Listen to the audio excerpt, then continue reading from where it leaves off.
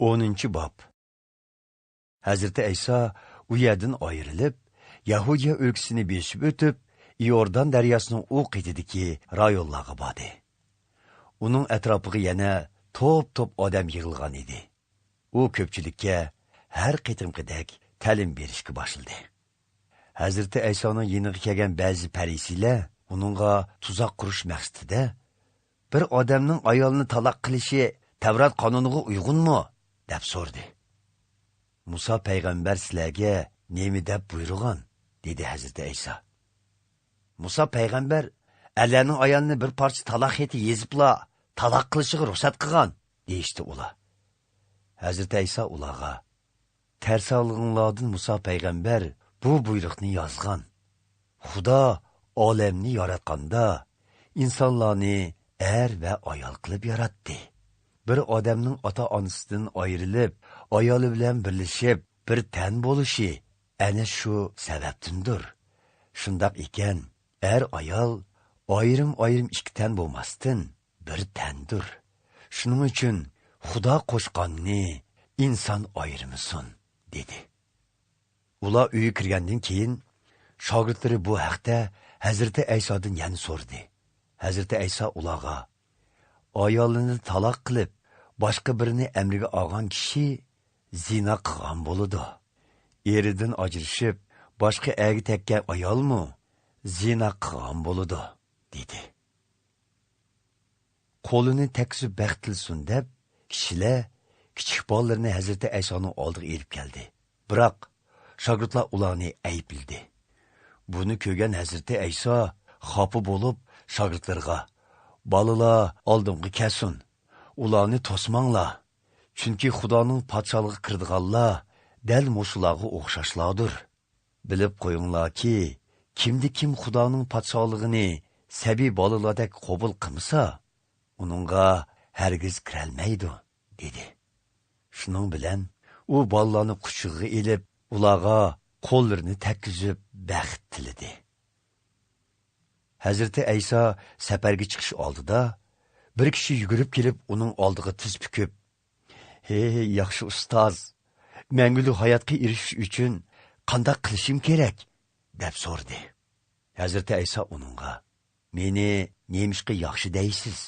Yegona Xudodan boshqa yaxshi yo'q. Siz Tavratda buyurilgan qotillik qilma, zina qilma, o'g'irlik qilma, yolg'on guvohlik berma, boshqalarni qoqti-so'qti qilma, ota-onangni hurmat qil degan farzlarni ado qiling", dedi. "Ustoz, bularga kichigini tortib amal qilib kelyapman", dedi hilqi odam. Hazreti İsa uningga mehribonlik bilan qarab: "Sizda qilishga tegishli yana bir ish kam.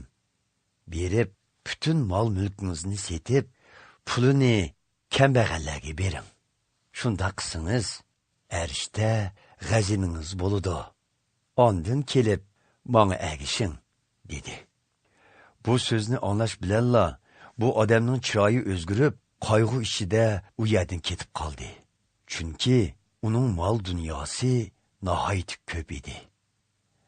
Hazreti İsa o'pchirsa ko'z yugurtib chiqqandan keyin shogirdlarga: "Mol dunyosi ko'plarning Xudoning podshohligiga kirishi nima degan tasa", dedi. Shogirdlar uning so'zlariga hayron bo'lishdi. Lekin Hazreti İsa ularga yana: "Bolalarim, Xudoning podshohligiga kirish nima degan tasa? Boylarning Xudoning podshohligiga kirishi to'gining yengni to'shigidan o'tishidanmi tas ekan", dedi. Shogirdlar texmu hayron bo'lishib, bir-biridan: "Undaqda kim qutqizishga erishalaydi?" deb so'rashdi.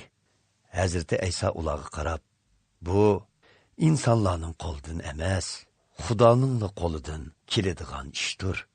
Chunki Xudo hammaga qodirdir", dedi.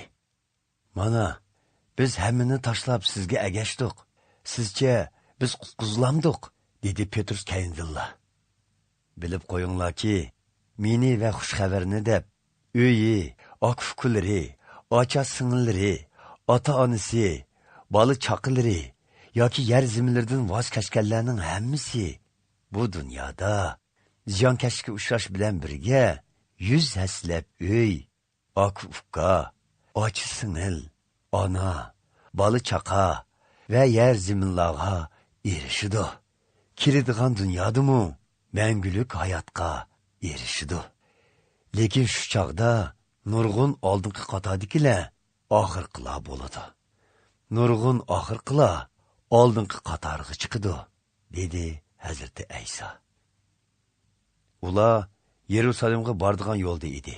Hazreti Aysa hammaning oldi ketyotdi. Shogirdlari uning xatar yuz berish mumkinchiligi bo'lgan u sharga oldirab manganligidan hayron edi. Ularga agashganlarmi qo'rqinch ichida ketyotdi.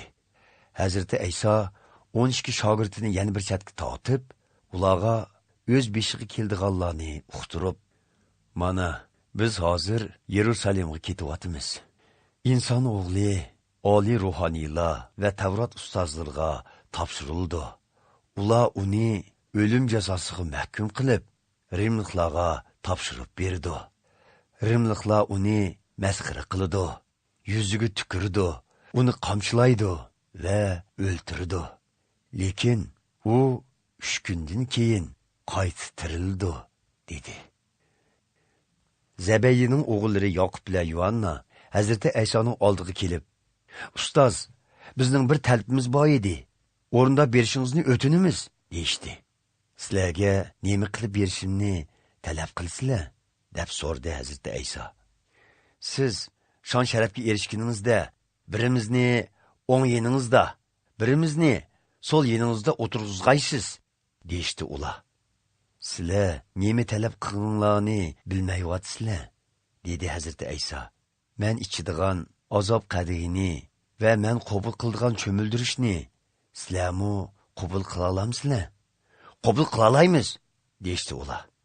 Hazreti Ayso ularga, "Sizlar haqiqatanmi mening azob qadigimga va cho'mildirishimga o'rtaq bo'lasizlar. Biroq o'ng yoki so'l yenimda o'ldirishinglarga ruxsat qilish mening ixtiyorimda emas. Bu o'rinlar kimlarga tayyorlangan bo'lsa, shular o'ltirdi", dedi. Buningdan xabar topgan boshqa 10 shogird Yoqub bilan Yuhannaga xafa bo'lishga boshladi. Hazreti Ayso ularni yeniga chaqirib mundaq dedi: "Sizlarga ma'lum, bu dunyodagi hukmron deb qaralganlar qo'l ostidagi xalq ustidan rahimsizlik bilan hokimiyat yurgizdi. Amrlari ularni qattiq qo'lliq bilan idora qiladi. Biroq sizlarning oranglarda bundaq ish bo'lmasin. Sizlardan kim martabalik bo'lishni xohlasa, u qog'onlarga xizmat qilsin. Kim birinchi bo'lishni xohlasa, u hamma odamning quli bo'lsin. Chunki inson o'g'limi boshqalarni o'ziga xizmat qildirg'ili emas, boshqalarga xizmat qilg'ili va jinni pido qilish badiliga nurg'un odamlarni gunohdan ozod qilg'ili keldi." Keyin ular Erixa shahriga keldi. Hazreti Ayso shogirdlari va nurg'un xaloyiq bilan birga Erixadan qaytgan vaqtda Timayning Bartimay ismli qarg'u o'g'li yo'l bo'yida o'tirib tilanchilik qilyotdi. U Nasiralik Aysoning u yerda ekanligini anglab, "Hey podsho Davudning avlodi Ayso, menga rahim qilg'aysiz", deb tovlashga boshladi. Nurg'un odamlar uni ayblab, unini chiqamasligini aytdi. Lekin u, "Hey podsho Davudning avlodi, rahim qilg'aysiz", deb texmi qattiq tovuldi. Hazreti Ayso qadamini to'xtatib, "Uni chaqiringlar", dedi. Chaqirg'ili bog'anlar qarg'uga, "Qo'rqma, o'rningdan tur, u seni chaqiryotidi", deyishdi. U odam chopini silib tashlab, o'rnidan dast turib, Hazreti Aysoning oldiga keldi. Hazreti Ayso uningdan, "Mendan nima talab qilasan?" deb so'radi. Qarg'u, "Ustoz, ko'zimning ichishini talab qilaman", dedi. Hazreti Ayso, "Qaytsang bo'ladi. Menga bog'ilgan ishonching seni saqaytdi", devidi. U odamning ko'zi shu an ichildi. Shuning bilan u odam yo'l bo'yi Hazreti Aysoga ergishib mangdi.